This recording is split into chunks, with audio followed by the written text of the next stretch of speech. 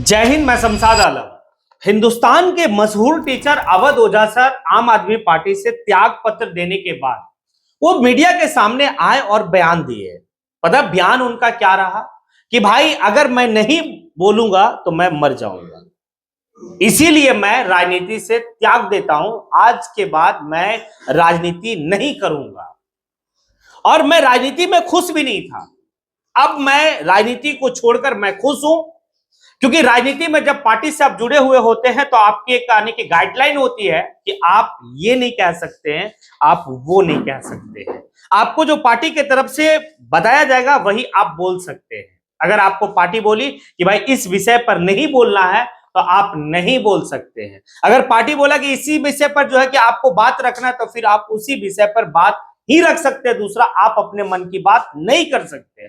बस मेरा छोड़ने का कारण, राजनीति से त्याग पत्र देने का कारण, अब मैं कभी भी जीवन में राजनीति नहीं करूंगा। तो ये बात हिंदुस्तान का मशहूर टीचर अवध ओझा सर कहे हैं। आज सारी बात को समझेंगे कि आखिर अवध ओझा सर ये सारी बात क्यों किए, क्यों राजनीति छोड़ दी है।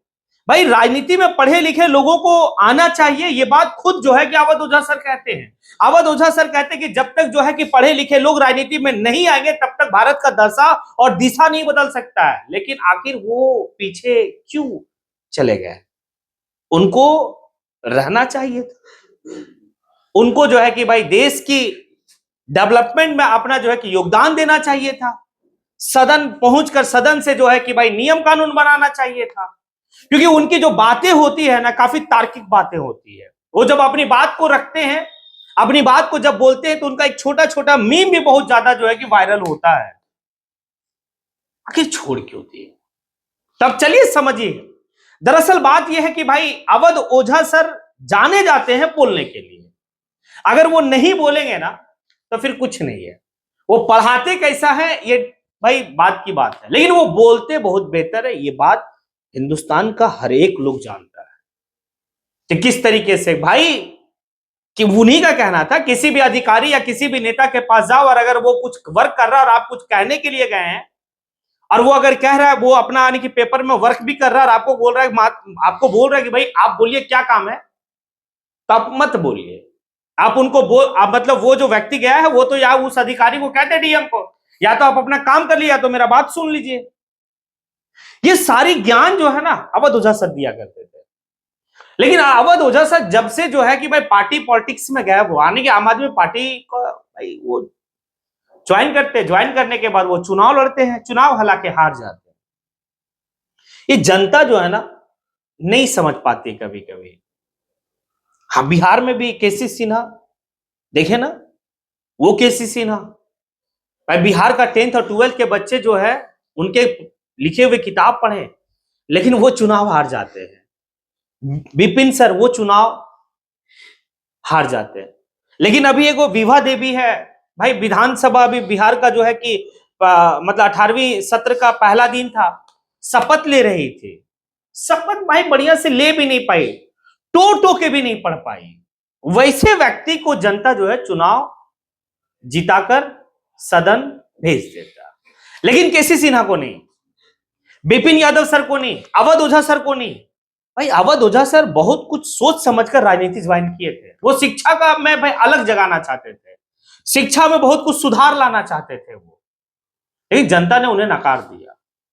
जब नकार दिया ठीक है, कोई बात नहीं, एक बार चुनाव हारने और जीतने से जो है बहुत कुछ होने वाला नहीं है, वक्त बहुत रहता है इंसान के पास। लेकिन हुआ क्या, अवध ओझा सर का साफ एक बात कहना है कि जब आप किसी पार्टी से चुनाव या आप किसी पार्टी में ज्वाइन हो जाते हैं तो फिर आपको पार्टी के दिशा निर्देश को मानना होता है। फिर आप अपनी मन की बात नहीं कर सकते हैं। अगर पार्टी जिस मुद्दे पर बात रखने के लिए कहेगी उसी बात पर आप बात रख सकते हैं। और भाई अवध ओझा सर जब भी मीडिया में आते थे तो भाई वो तमाम जितने भी दल है सभी दल को लेकर भाई वो बेबाक तरीके से अपने बात को रखते थे। लेकिन आम आदमी पार्टी का गाइडलाइन, आम आदमी पार्टी का प्रेशर, आम आदमी पार्टी का भाई वो सभी चीजें कि भाई आपको इस मुद्दा पर नहीं बोलना, आपको इस मुद्दे पर बोलना। और वो बोले भाई मेरा जिंदगी ही बोलना था, अगर मैं बोलूंगा नहीं तो मैं मर जाऊंगा, इसीलिए मैं राजनीति छोड़ दिया। आज मैं खुश हूं, अब बोलता हूं, जो दिल कहता वही बोलता हूं। अब सुनिए एक सारी बात को, ये सिर्फ अवध ओझा की कहानी नहीं है, ये कहानी बहुत ऐसे लोगों की है। इस कहानी में आप ये भी देखेंगे कि कई ऐसे लोग हैं जो भाई चुनाव तो जीते हैं, चुनाव जीतकर सदन पहुंचे हैं, सदन में भाई बैठे हैं, सिर्फ जो है कि मेज थपथपाने के लिए, भाई कभी भी अपने विधानसभा और अपने क्षेत्र का मुद्दा नहीं उठा सकते, क्योंकि पार्टी नहीं नहीं नहीं, पार्टी साफ कह दी है कि आप इस विधेयक पर समर्थन देंगे, इस विधेयक पर समर्थन नहीं देंगे, आप इस मुद्दा को सदन के पटल पर उठाएंगे, आप इस मुद्दा को जो है कि भाई सदन के पटल पर नहीं उठाएंगे। ये है राजनीति का असली खेला। एक बात तो ये भी है ना, 3 तलाक मुद्दा को लेकर जो है कि कांग्रेस पार्टी के एक एमपी इसके विरोध में जो है कि भाई या फिर इसके ये में बात रखना, लेकिन कांग्रेस रखने नहीं दिया था। कांग्रेस बोला था कि आप इस विषय पर कुछ नहीं बोलेंगे। हर वो मौलाना साहब थे, वो बाद में जो है कि दुनिया में रहे भी नहीं, लेकिन वो इस बात को कहे कि कांग्रेस हमें रोकती थी। और ये सिर्फ कांग्रेस की बात नहीं है, ये तमाम वो सभी दल की बात है। उसके जो जितने भी दल है, उस दल में जो शीर्ष पे बैठे हुए नेता है ना, वो जो आप विधायक बन के चले जाइए, आप एमपी बन के चले जाइए, आपको भाई वहां से चिट्ठी लिखा जाएगा कि अब मतलब हेडक्वार्टर से कि आप इस विषय पर इस सत्र में बात रखेंगे।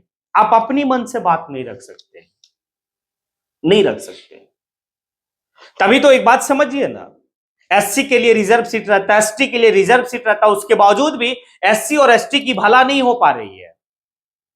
बस एक कारण है कि सर्कस वाली हाल है, कि सर्कस का वो सिर आपको बना दिया जाता है कि भाई आपको चाबुक के इशारे पे सर्कस को नचाया जाता है।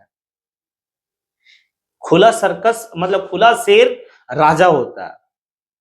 तो भाई अवध ओझा सर दिल का राजा, बात का राजा, बोला नहीं नहीं नहीं रह सकते।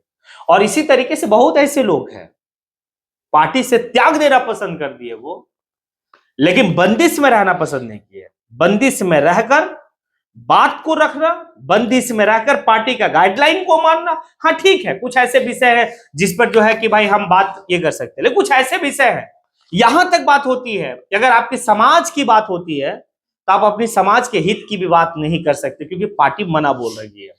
भाई पार्टी आज है, कल पार्टी नहीं रहेगी। हो सकता है कल आज आप इस पार्टी में नहीं रहेंगे, कल उस पार्टी में चले जाएंगे, लेकिन समाज जीवन भर है। ये जब तक दुनिया है, जब तक कायनात है, तब तक जो है आपकी समाज है।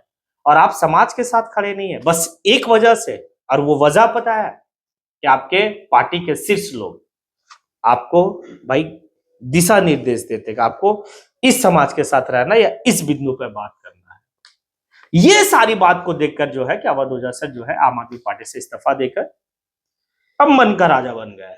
और जब मन का राजा बने तो एक बात वो बहुत बेहतर बात बोले हैं।